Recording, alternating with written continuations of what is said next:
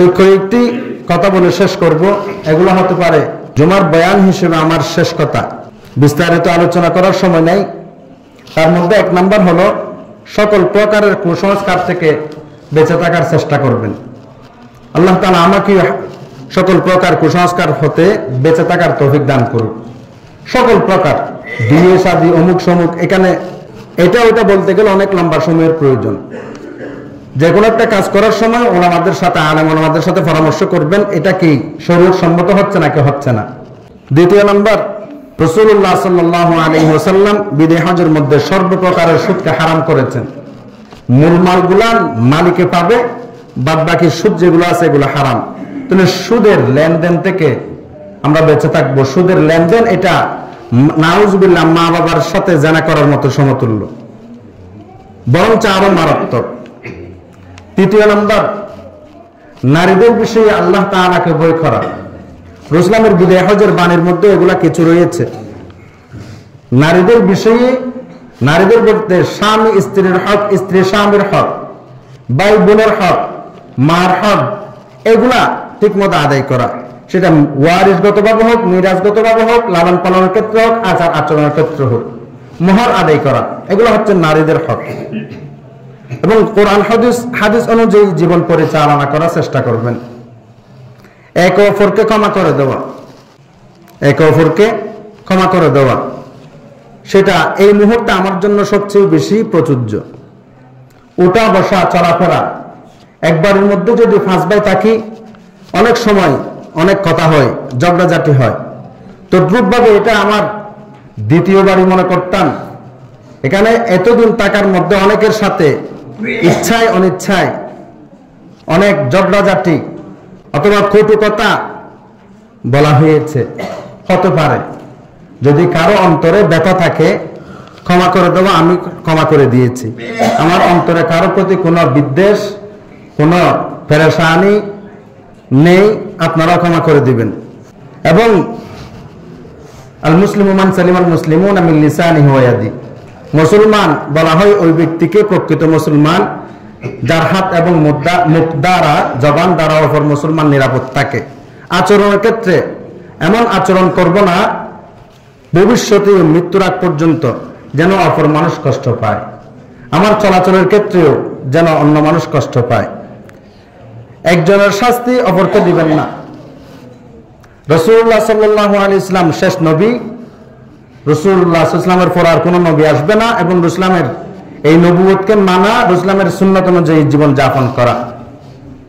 নামাজ, রোজা, যাকাত, হজ, যাকাত এবং হজ যদি ওয়াজিব বা ফরজ হয় তাহলে এগুলো আদায় করা, নামাজ রোজা সার্বক্ষণিক মেনে চলা, এগুলো চেষ্টা করবেন।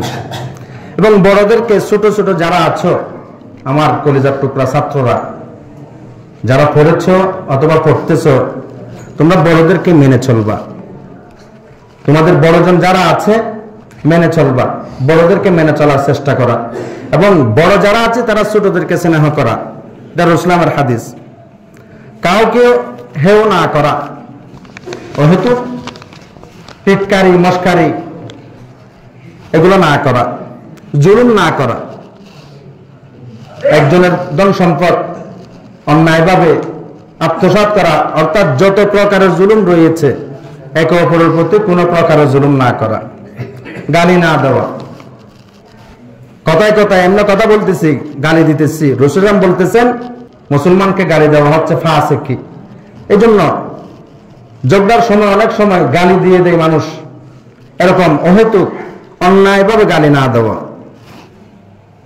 এবং সন্তানকে সুশিক্ষায় শিক্ষিত করা।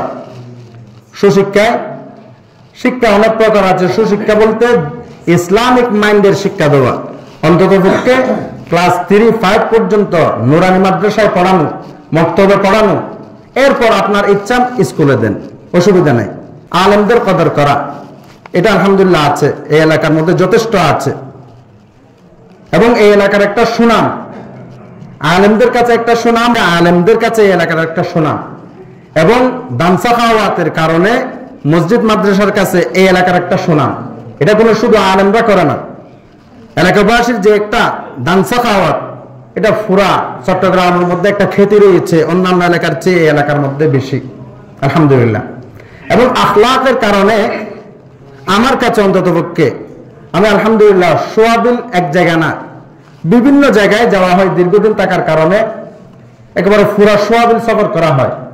আলহামদুলিল্লাহ সুম্মা আলহামদুলিল্লাহ, একটু বাড়িয়ে বলতেছি না, একটু এক বিন্দু পরিমাণ বাড়িয়ে বলতেছি না, এই এলাকার ছাত্র যুব সমাজ শিশু কিশোরদের বড়দেরকে যে একটা সম্মান করে এবং আখলাক রয়েছে, এটা অন্যান্য এলাকার মধ্যে নাই। এটা পছন্দ করে বললে হানেস হবে না। আলহামদুলিল্লাহ, এটা মেনে চলার চেষ্টা করা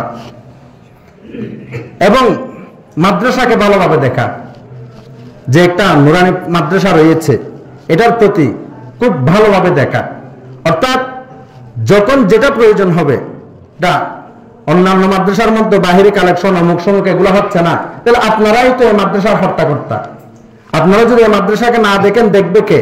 এই জন্য মাদ্রাসার প্রতি, মাদ্রাসার যেন আর্থিক এবং শিক্ষার মান উন্নয়ন হয় সেদিকে সজাগ থাকা।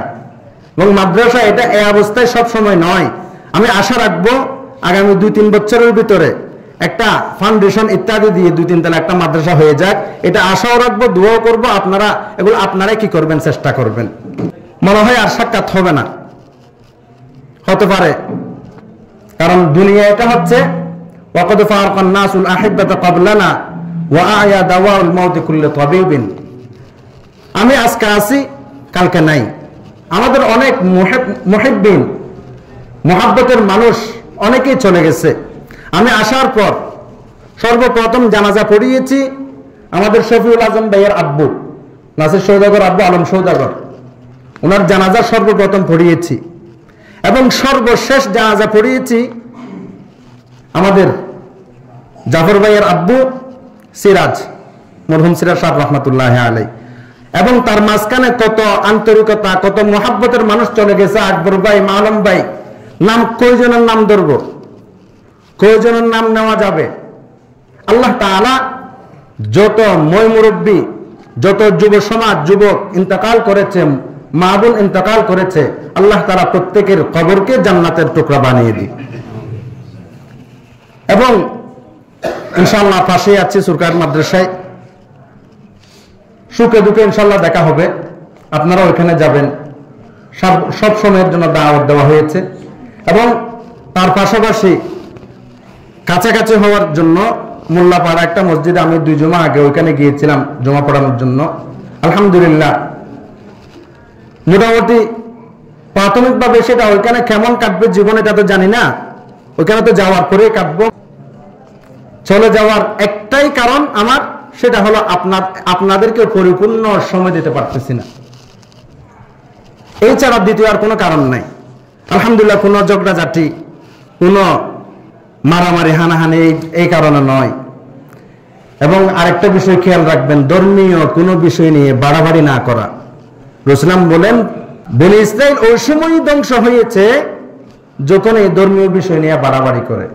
এবং দোয়া করি, সর্বশেষ দোয়া করি, আল্লাহ পাক যেন এই মসজিদের জন্য একজন উপযুক্ত মানুষের ব্যবস্থা করে দেন। হতে পারে 1 মাস ধরে চেষ্টা চলতেছে, এবং যিনি মসজিদ মাদ্রাসা, নুরানি মাদ্রাসা, ওইখানে সময় দিতে পারবে। নুরানির মধ্যে আমি 1 বছর ছিলাম, ওখানে পরিপূর্ণ সময় দিতে পারি নাই। নুরানিরও অনেক হস্তলিপি হয়েছে। যতটুকু সময় দেওয়া দরকার, যতটুকু খেদমত করা দরকার, এর বিন্দু পরিমাণ করতে পারিনি। এই জন্য এলাকাবাসী এবং সর্বপ্রথম আল্লাহর কাছে ক্ষমা চাই এবং এলাকাবাসীর কাছে ক্ষমা চাই। আর একটা ছোট্ট কথা বলে শেষ করবো ইনশাআল্লাহ। ইনশাআল্লাহ প্রতি বছর আপনারা যারা নুরানির দায়িত্ব আছেন আমার সাথে যোগাযোগ করবেন। ইনশাআল্লাহ প্রতি বছর 1200 টাকা করে আমি আমার হায়াত যতদিন থাকবে এই কার্পাসপাড়া নুরানির জন্য দেওয়ার চেষ্টা করবো ইনশাআল্লাহ। এবং 1 বছরের ভিতরে, আগামী ডিসেম্বরের ভিতরে এই মসজিদের জন্য আমার কারেন্ট বিল ব্যবহার করেছি, আয়রন ব্যবহার করেছি। আয়রন বলতে স্ত্রী হিটার ব্যবহার করি নাই। এবার অনেকেই মনে করতেছেন হতে পারে হিটার ব্যবহার করেছেন, না, আমি হিটার ব্যবহার করি নাই।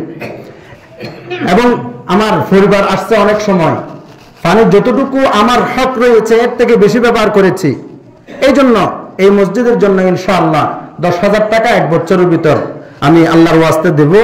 এগুলো ইনশাআল্লাহ 1 বছরের ভিতর, আমি বলতে পারতেছি না আমি আগামীকাল দেবো, 1 বছর পর দেবো, এই 1 মাস পর দেবো, এটা বলতে পারতেছি না। যখনই আমার হাতে আসবে আপনাদের সাথে মসজিদ কমিটির সাথে আমি যোগাযোগ করে দিয়ে দেব।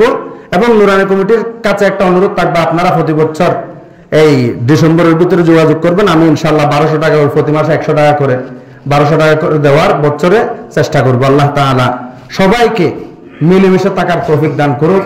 যত ভুল ত্রুটি রয়েছে আল্লাহ তাআলা সকলের ভুল ত্রুটি ক্ষমা করে দিক। এবং আমার এই অযোগ্যতা সত্ত্বেও যে দীর্ঘ 9 বছর পর্যন্ত আল্লাহ তাআলা খেদমত করিয়েছে, এগুলোকে কবুল করুক। যে ভুল ত্রুটিগুলো আল্লাহ তাআলা ক্ষমা সুন্দর দৃষ্টিতে আপনারাও দেখবেন, আল্লাহ তাআলা ক্ষমা করে দিক। আসসালামু আলাইকুম ওয়া রাহমাতুল্লাহ।